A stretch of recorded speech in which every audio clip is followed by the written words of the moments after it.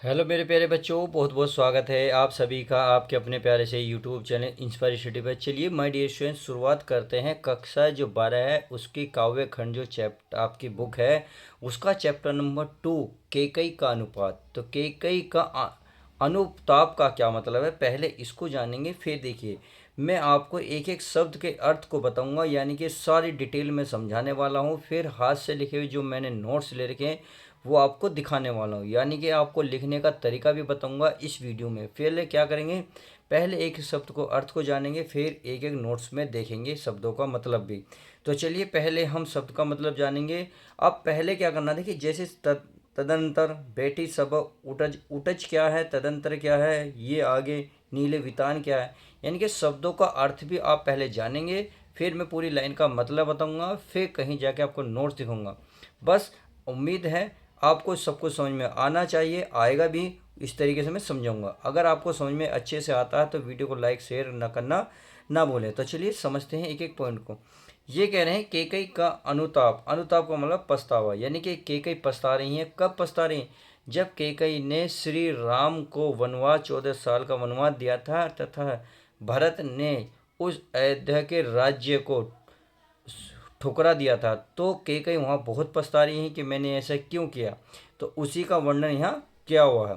तो चलिए समझते हैं एक एक शब्द के मतलब को समझते हैं। आप कह रहे हैं तदंतर बेटी सभा उठज के आगे नीले वितान के तले दी बहु जागे, टकटकी लगाए नैन सुरों के थे वे, परिणाम उत्सुक उन भय तूरों के थे वे, उत्फुल्ल करौंदी कुंज वायु रह रहकर करती थी सबको पुलक पूर्ण मह महकर।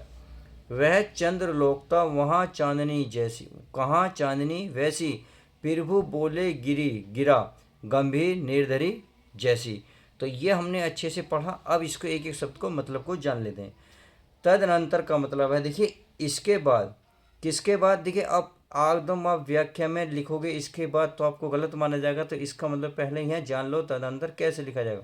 यानी कि जब भरत अयोध्या से बहुत सारे लोगों को लेकर पंचवटी जंगल में पहुंचे थे और वहाँ श्री राम अपनी पंचवटी कुटिया से निकल के बैठे थे, तब यानी कि उसके बाद की घटना है। सही है। तो तदनंतर यानी कि इसके बाद बैठी सभा उठच के आगे। बैठी बैठी इनके बैठ गई। सभा माने सभा होते हैं जहाँ 2-4 लोग बैठते हैं, 8-10 लोग एक साथ चर्चा करते हैं, उसको बोलते हैं सभा।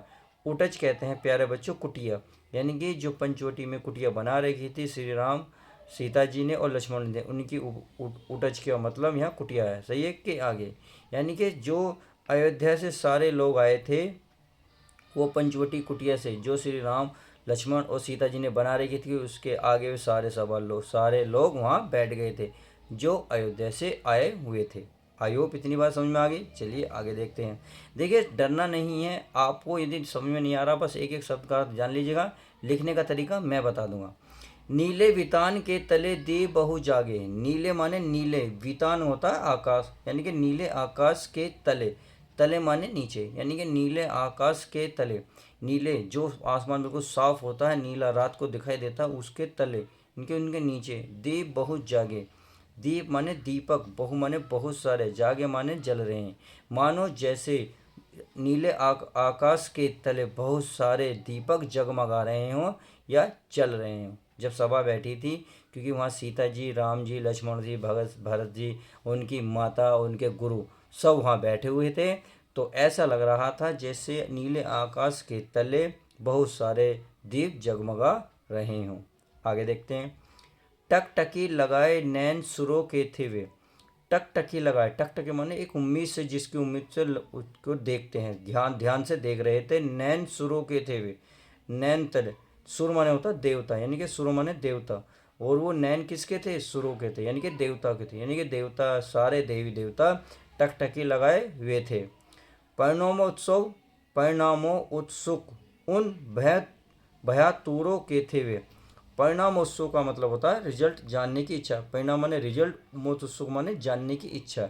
परिणाम यानी कि वहाँ की जो बातें थी वो सुनने को, उनके रिजल्ट को देखने को ललायित थे या सुनने को व्याकुल थे। उन भय तारों के थे। भय तारों माने डरे हुए थे। कौन? जो देवी देवता थे वे टकटकी लगाए हुए थे तथा वे डरे हुए थे। वे वे थे यानी कि वो क्यों डरे हुए थे कि वे इसलिए डरे हुए थे कहीं भरत उस राम जी भरत के कारण कहीं भयानक या कहीं कठोर निर्णय ना ले लें। सही है। अब आगे देखते हैं। उत्फुल करौंदी कुंज वायु रह रहकर। उत्फुल, उत्फुल का मतलब था भरी हुई थी, भरी हुई थी। करौंदी, करौंदी माने करौंदी का पेड़, और कुंज माने होता बगीचा। यानी कि करौंदे का जो बगीचा था, करौंदे से भरा हुआ बगीचा था उत्फुल। उत्फुल मैंने अब क्या बताया था, भरी हुई थी। यानी कि उत्फुल करौंदे के जो फूल थे उससे भरा हुआ था बगीचा जो था। वायु रह रहकर, वायु रह रहकर यानी कि वायु जो है रह रहकर यानी कि धीमे धीमे रह रहकर करती थी सबको पुलक पूर्ण मह महकर। और सबको कर रही थी पुलक पूर्ण, पुलक पूर्ण मैंने रोमांचित कर रही थी। रह रहकर, रह रहकर क्या कर रही थी, रोमांचित कर रही थी। मह महकर मतलब सुगंधित हो होकर सभी लोगों को क्या कर रही थी, रोमांचित कर रही थी। कौन सी, करौंदे का जो बगीचा था जो उसमें बहुत सारे फूल खिल रहे थे, वहाँ से बहने वाली हवा सभी लोगों को, सभी लोगों को सुगंधित हो होकर, सुगंधित होकर रोमांचित कर रही थी। आई होप इतनी बात समझ गए होंगे। चलिए आगे देखते हैं। आगे क्या कह रहा है, वह चंद्रलोक था यानी कि वह चंद्रलोक था यानी कि चंद्रमा का लोक था। कहाँ चांदनी वैसी यानी कि कहाँ उस जैसी चांदनी कहाँ है, कहीं थी नहीं थी। यानी कि जो चांदनी वहाँ पर उपस्थित थी ऐसी चांदनी कहीं पर भी नहीं थी। ये रहा कहाँ चांदनी वैसी यानी कि कहाँ ऐसी चांदनी थी, ऐसी चांदनी कहीं नहीं थी। प्रभु बोले गिरे गंभीर निरी धीरी जैसी। यानी कि प्रभु, प्रभु किसके लिए लगा, श्री राम के लिए। श्री राम बोले यानी कि जैसे ही श्री राम बोले, गिरा, देखिए गिरा माने वचन, यानी कि जैसे ही राम जी वचन बोले, गंभीर निरीधीरी जैसी। और कैसे बोले, गंभीर यानी कि गंभीर, निर्धीरी, निर्धीर यानी कि समुद्र के समान जैसे। यानी कि जितनी समुद्र में गहराई होती है वो वचन इतनी गहराई से बोलना उन्होंने शुरू किया। यानी कि गंभीरता के साथ श्री राम ने बोलना शुरू किया। आई होप इतनी बात अच्छे से समझ गए होंगे। चलिए हाथ से लेके नोट्स को दिखा देते हैं ताकि अब आपको लिखना कैसे है वो आपको सबको समझ में आ जाए।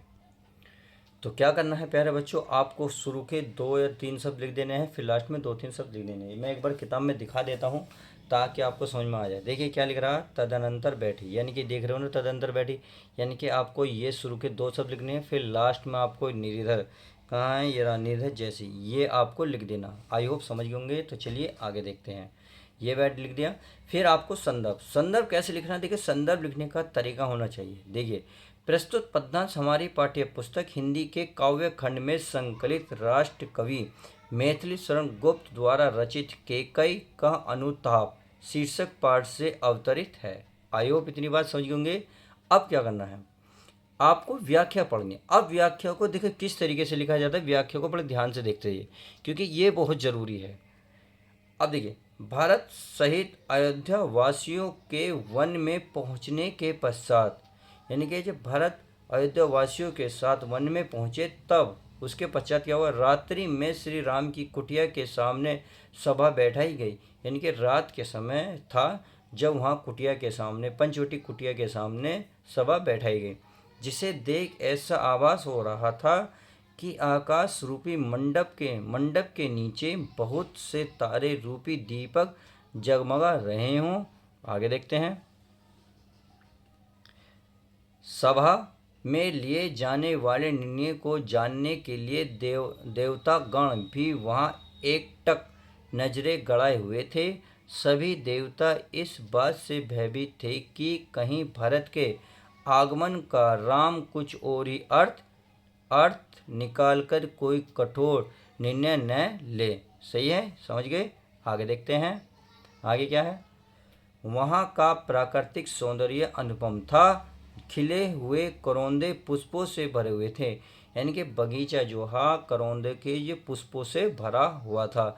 बगीचे से रह रहकर आने वाली मंद, यानी कि बगीचे में जो ठंडी ठंडी हवा है वो रह रहकर आने वाली जो मंद है शीतल वायु वहाँ उपस्थित लोगों को पुलकित कर रही थी।